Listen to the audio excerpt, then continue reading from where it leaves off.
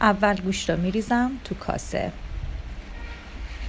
پیاز رو رنده میکنم، رنده ریز.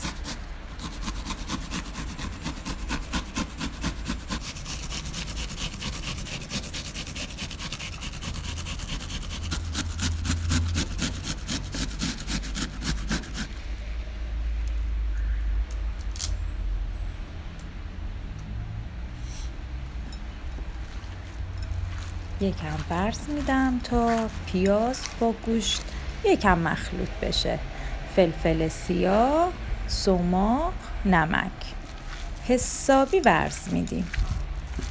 انقدر برز میدیم تا گوشت منسجم بشه.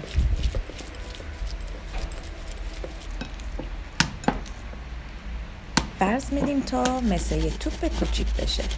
میریم سراغ گوجه‌مون برای سس گوجه. گوجه رو رنده میکنیم، میذاریم کنار. تابه داغ روغن میریزیم و میریم سراغ سرخ کردن کبابامون.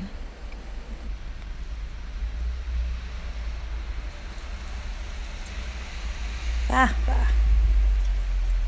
چه محشری بشه. حرف میزنه با آدم.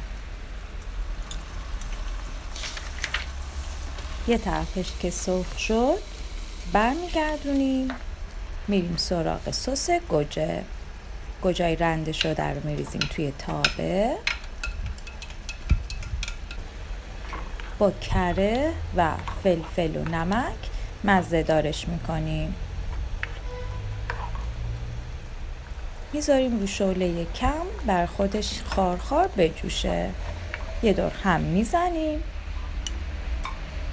و در نهایت برنج کتمون که آماده شد، کبابا رو میچینیم دورش و سس گوجه هم میریزیم روی کته.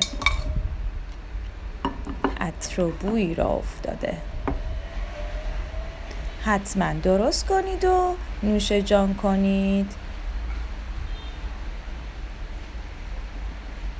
منتظر لایکا و سابسکرایبتون هستم.